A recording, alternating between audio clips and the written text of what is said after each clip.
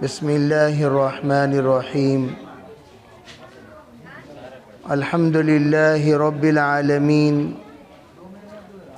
والصلاة والسلام على سيد الأنبياء والمرسلين محمد وآله وأصحابه أجمعين.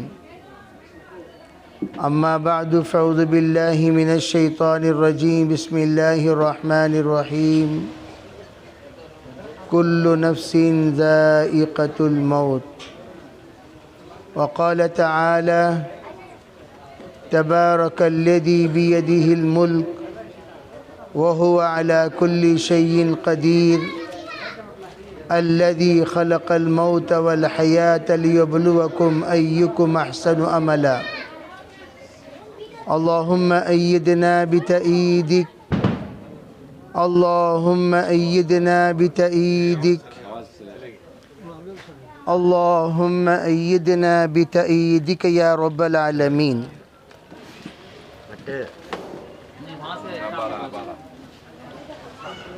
محترم معزز بھائیوں، بزرگوں، پردہ نشین محترم خواتین، دینی ماں و بہنوں، اس وقت ہم لوگ مرحوم کے ایصال ثواب اور دعا کے لیے یہاں پر جمع ہوئے ہیں. جو واقعہ ہمارے اس خاندان میں ایک بزرگ کی جدائیگی کا پیش آیا، ان کے حق میں دعا کرنے کے لیے اور ان کے نیک خوبیاں بیان کرنے کے لیے یہاں جڑنا ہوا ہے. ہمیشہ ایک بات یاد رکھیں، جس طرح ایک مرحوم کے لیے ہم لوگ یہاں جڑے ہیں، اسی طرح ایک وقت ہمارے لیے بھی دعا کرنے کے لیے لوگ جڑیں گے. مرحوم کے حق میں دعائیں کرنا حضور علیہ السلام نے، صحابہ اکرام نے اپنی زندگی کا ایک جز بنایا. اللہم اغفر لی حینا و میتنا و شاہدنا و غائبنا و صغیرنا و کبیرنا و ذکرنا و انثانا. اللہم من احییتہ منا فحی علی الاسلام ومن توفیتہ منا فتوفہ علی الایمان. یہ دعا سکھا کر اللہ کے رسول علیہ السلام نے یہ سمجھا دیا کہ ہمیشہ مرحوم کے حق میں، مرحومین کے حق میں دعائیں کیا کرو. رب ارحمہما کما ربیانی صغیرا. قرآن پاک میں یہ دعا موجود ہے. یا اللہ میرے والدین پر رحم فرما، جس طرح انہوں نے میرے حق میں بچپن میں رحم کیا. بچپن میں جس طریقے سے انہوں نے ہم پر احسان کیا، ہم پر رحم کیا، ہماری خدمت کی، ہمیں سردی اور گرمی سے بچایا اور ہر طرح کی ہماری ضرورت پوری کیے اور ہمیں گندگیوں سے پاک کیا اور ہمیں کھانا کھلایا، پانی پلایا اور ہمارے سکھ اور دکھ اور صحت اور سلامتی کا خیال رکھا. اسی طریقے سے اللہ سے ہم دعا کریں گے، رب ارحمہما کما ربیانی صغیرا. یا اللہ جس طریقے سے میرے والدین میرے بچپن میں مجھ پر رحم کیے، اسی طرح آپ ان پر رحم کیجئے. یعنی قبر میں پہنچنے کے بعد آپ ان کا خیال رکھیے. ہم جب تک وہ دنیا میں رہے ان کے ہر سکھ دکھ میں ہم شریک رہے، لیکن اب وہ عالم برزخ جا چکے ہیں اور عالم برزخ میں سوائے آپ کی رحمت کے، سوائے آپ کے توجہ کے، سوائے آپ کی عنایت کے کوئی چیز وہاں نہیں پہنچ سکتی. اللہ کے رسول علیہ السلام نے فرمایا کہ تم اپنے مرحومین کے حق میں استغفار کیا کرو. ذات در منصور کی روایت ہے، اللہ کے رسول علیہ السلام نے فرمایا کہ تم لا الہ الا اللہ کا توشہ بھیجا کرو. جس طرح وہ دنیا میں تھے تو ان کو ہم نے توشہ بھیجا. ہاسپٹل میں جب موجود تھے تو ہم نے ناشتہ کھانے کا انتظام کیا اور ان کو تمام طرح کی سہولتیں مہیا کی، دوائیاں وغیرہ لا کر پہنچایا کرتے تھے اور ان کے لیے تمام سہولتیں مہیا کیا کرتے تھے۔ اب وہ اللہ کے پاس چلے گئے، اب ان کے لیے بھیجنے کا توشہ کیا ہے؟ حضور علیہ السلام نے فرمایا لا الہ الا اللہ کلمے کا توشہ بھیجو، کلمے کا توشہ بھیجو اور ان کے حق میں دعائیں کیا کرو، استغفار کیا کرو، ایصال ثواب کیا کرو اور ان کے حق میں اللہ سے معافی مانگا کرو۔ استغفروا لأخیکم فإنہ الآن یسأل، بخاری شریف کی روایت ہے، تم اپنے مرحومین کے لیے استغفار کرو، اب ان کا سوال جواب شروع ہو چکا ہے۔ محترم خواتین، دینی ماں بہنوں، اللہ تعالیٰ کے وہ بندے جو اللہ کے پاس پہنچ چکے ہیں، اب ان کے لیے ضرورت دعاؤں کی ہے، دعاؤں کی ہے۔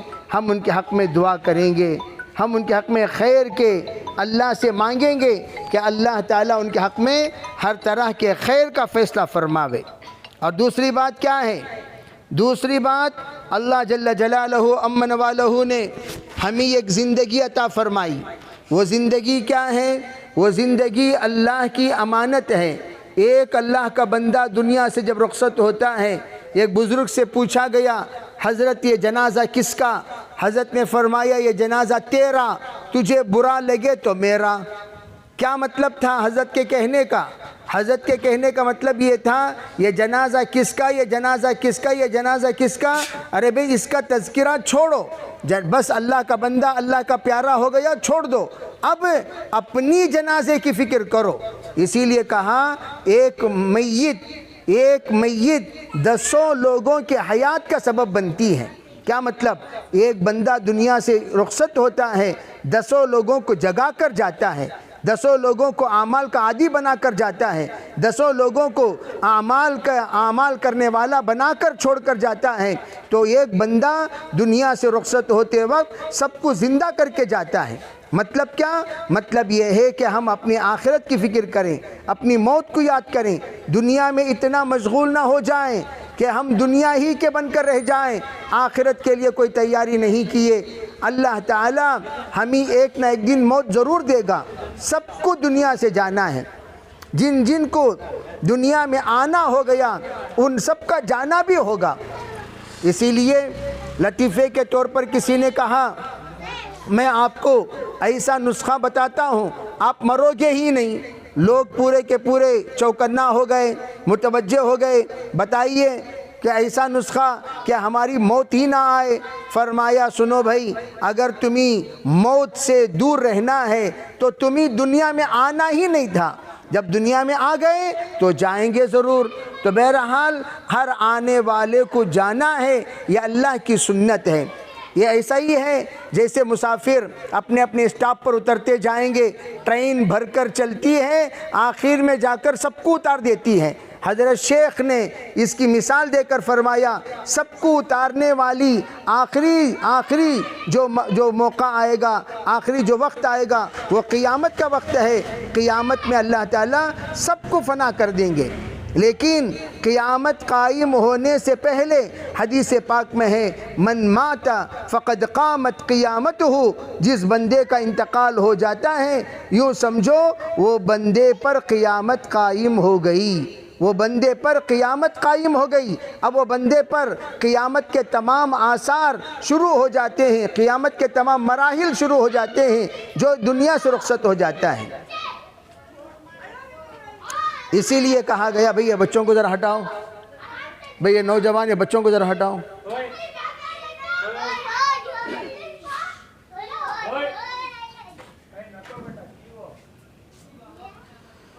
تو میں یہ عرض کر رہا تھا کہ جب دنیا سے کوئی بندہ رخصت ہوتا ہے گویا اس پر علامات قیامت، آثار قیامت، احوال قیامت اس پر طاری ہو جاتے ہیں۔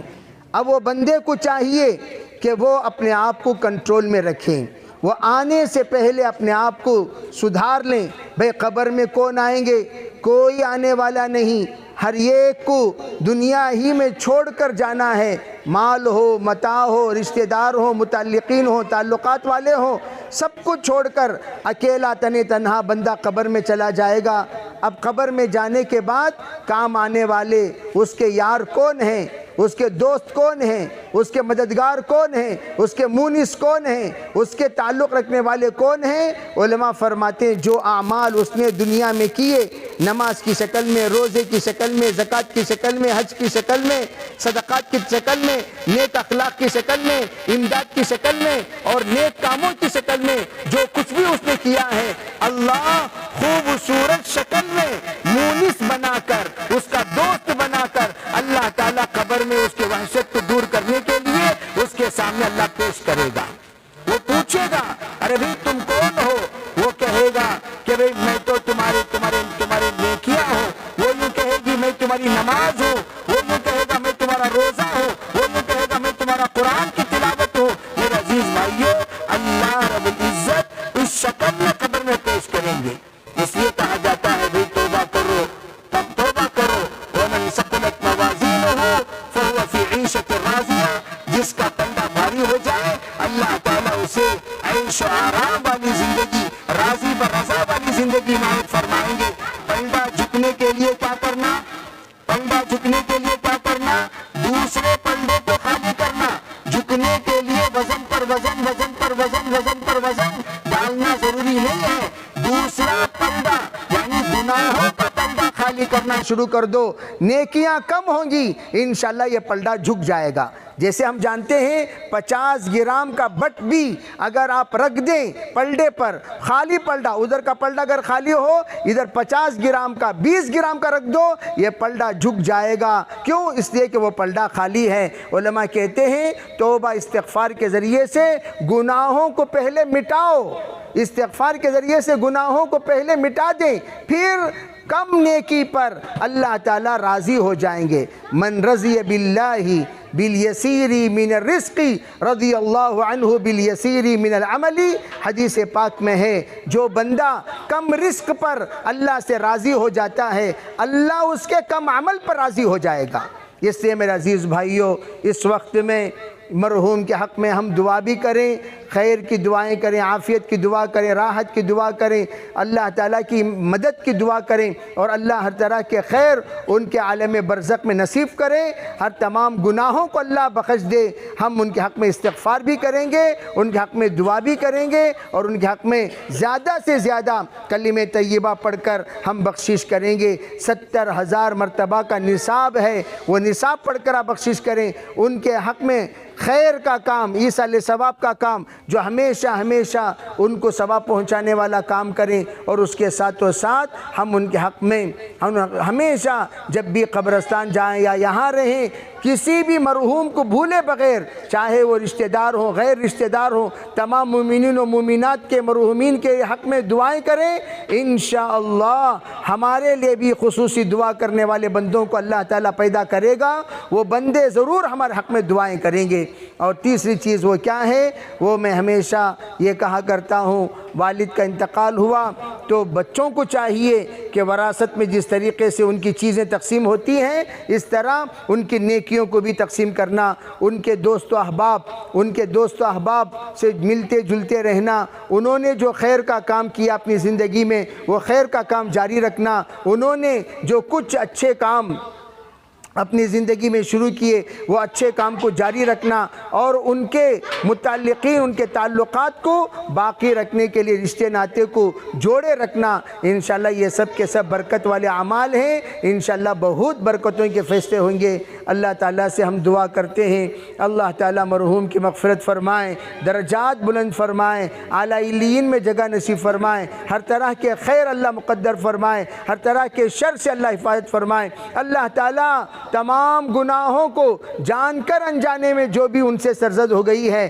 اللہ معاف فرمائے، اور اللہ تعالیٰ تمام گناہوں کو نیکیوں میں بدل کر، اللہ رحیم ہے، کریم ہے، اللہ تعالیٰ اپنے فضل سے اپنے کرم سے بہتر سے بہترین بدلہ نصیب فرمائے۔ اس کے حق میں انشاءاللہ ابھی دعا ہوگی، تمام احباب آمین فرمائیں۔